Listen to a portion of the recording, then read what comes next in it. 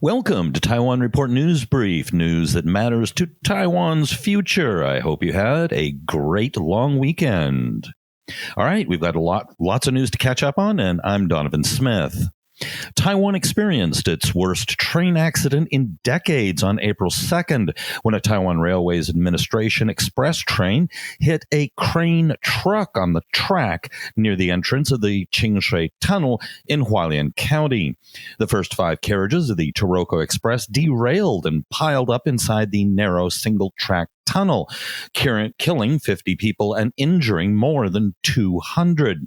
The driver of the crane truck has expressed, quote, deep remorse, but is being held after having his bail rejected due to potential flight risk. Calls have come from the KMT for both Premier Su Tseng-chang and Transport Minister Lin Jialong to step down to take responsibility. Lin has reportedly given a verbal resignation, but both the Premier and President Tsai Ing-wen have said the most important thing right now is to deal with the current situation and are not currently thinking about resignations.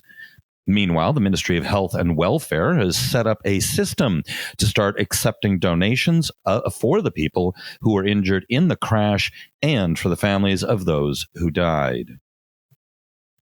The water supply to large parts of Taichung, as well as parts of Miaoli, Zhanghua, and Hsinchu counties, is to be cut on a rotational basis for 2 days a week starting this week. I will be one of the roughly 1 million customers impacted. It is the most stringent water rationing measure introduced in Central Taiwan in nearly 50 years. Meanwhile, more than 500 military personnel with dredging equipment have been mobilized to increase the capacity of the 5 reservoirs. According to the Financial Supervisory Commission's latest life table, the average mortality rate fell 30% since 2002. While, of course, a good thing, it could lead to cuts in premiums of traditional life insurance policies. The legislature's Finance Committee has approved bills that would raise property taxes. This will subject houses sold within 2 years of purchase to combined property taxes of 45%, while the taxes would be 35% on houses sold within 5 years of purchase. President Tsai Ing-wen laid out goals for the Transitional Justice Commission during a ceremony in Taipei for 100 victims of political persecution who have received pardons. The president said she hoped the commission could speed up investigations into political persecutions, uncover facts surrounding the events of the White Terror era, compensate victims or their families, eliminate symbols of authoritarianism, and care for surviving victims. She added the commission has removed or relocated more than 400 symbols of authoritarianism and is establishing a legal framework for the conservation of historic relics deemed symbols of injustice. 2 questions, of course, come to mind.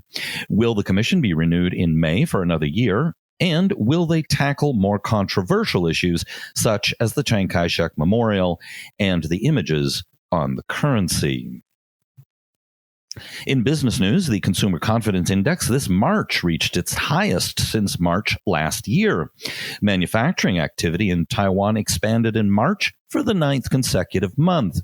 However, after experiencing hyper-fast growth for the first time in a decade in January, Taiwan's manufacturing sector returned to stable growth in February. Meanwhile, Taiwan ranked 15th in the world by export value last year at $345 billion, gaining 2 places from a year earlier amidst its strongest performance in 16 years. Taiwan accounted for 2% of the world's overall exports and 1.6% of its imports. But Taiwan's crucial role in tech production and semiconductor dominance means that 2%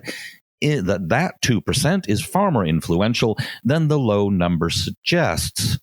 With that in mind, Taiwan Semiconductor Manufacturing Company, aka TSMC, the world's largest contract chip maker, announced that it expects to pour $100 billion into advanced chips over the next 3 years to keep up with rising demand.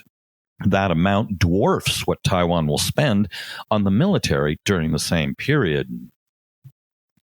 20 Chinese military aircraft entered Taiwan's air defense identification on a single day a little over a week ago, in the largest incursion yet.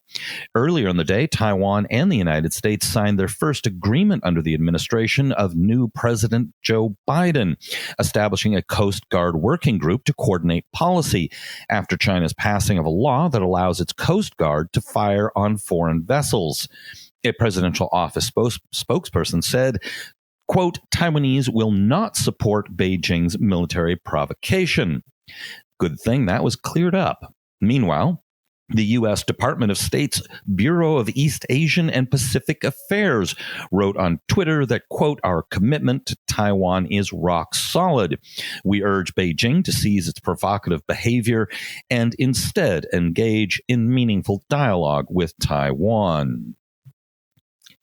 Signals from Taiwan's radar stations were jammed for as long as 20 minutes multiple times in March, according to a report in Hong Kong's Apple Daily. According to the Ministry of Foreign Affairs, Taiwan is to donate $250,000 to help combat Ebola in Africa, after Taiwanese representatives on Friday joined U.S., WHO, and African officials in a virtual meeting on responding to the virus.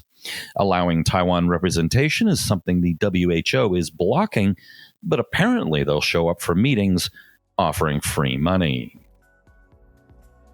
That's it for the show. Be sure to hit like and subscribe, and please support us as a patron on patreon.com/Taiwan Report.